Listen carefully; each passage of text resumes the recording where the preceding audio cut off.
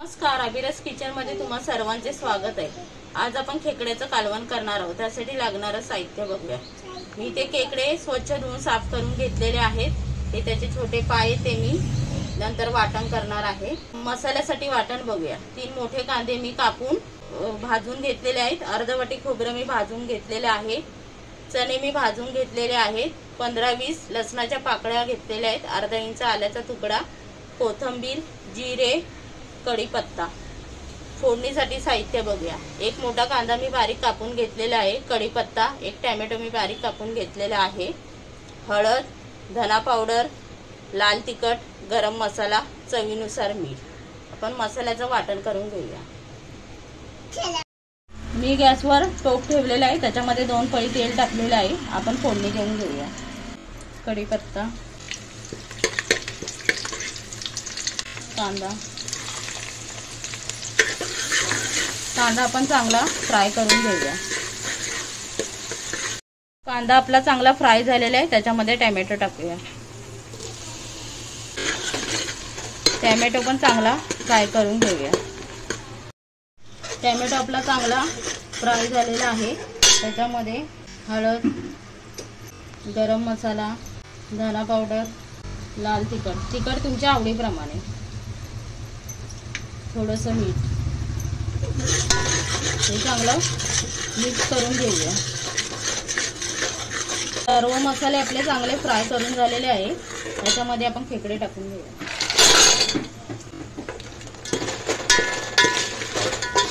हे पण चांगले मसाल्यामध्ये खेकडे आपण फ्राय करून घेऊया।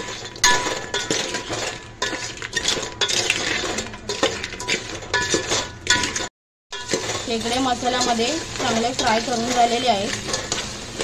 याच्यावर 5 मिनिटांसाठी झाकण ठेवा। मसाल्याचं वाटण करून झालेलं आहे। हे मिक्सर मध्ये आपण वाटून घेऊया। आपले 5 मिनिटं झालेले, आपण झाकण काढून बघूया। खेकडे आपले तेलात चांगले फ्राय झालेले आहे। आपण जे वाटण केलं होतं ते याच्यामध्ये टाकून घेऊया।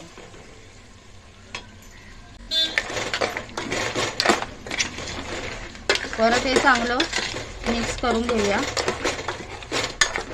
चणे टाकल्यामुळे कालवणाला एक घट्टपणा येतो आणि चवही छान लागते।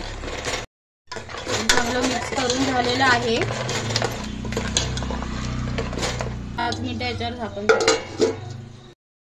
हे आपलं मिक्सर मध्ये वाटून झालेलं आहे। आपण गाळणीने याचं पाणी गाळून घेऊया।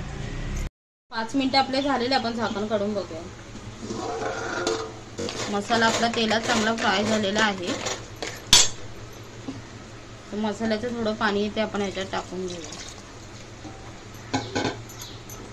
हे पण चांगलं मिक्स करून घेऊया। आणि हे मिक्सर मध्ये वाटून मी याचं पाणी काढलेलं त्याच्यामध्ये टाकून घेऊया। परत एकदा हे चांगलं मिक्स करून घेऊया। त्यामध्ये आपण अजून पाणी टाकूया। तुम्हाला रस्सा ज्या प्रमाणात हवे तेवढे तुम्ही पाणी याच्यामध्ये ऍड करू शकता। सर्व मिक्स झालेलं आहे।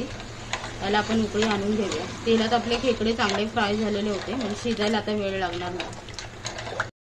आणि याच्यात चवीनुसार मीठ टाकूया। मग अशी पण आपण खेकडे फ्राय करताना मीठ टाकलं होतं, त्या अंदाजानेच मीठ टाका। आपली छान उकळी आलेली आहे। खेकडे पण आपले शिजलेले आहेत।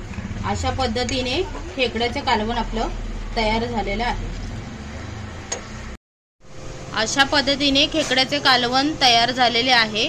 असेच नवनवीन व्हिडिओ पाहण्यासाठी अभिरस किचनला सबस्क्राईब करा, लाईक करा, शेअर करा आणि बेल आयकॉन क्लिक करा।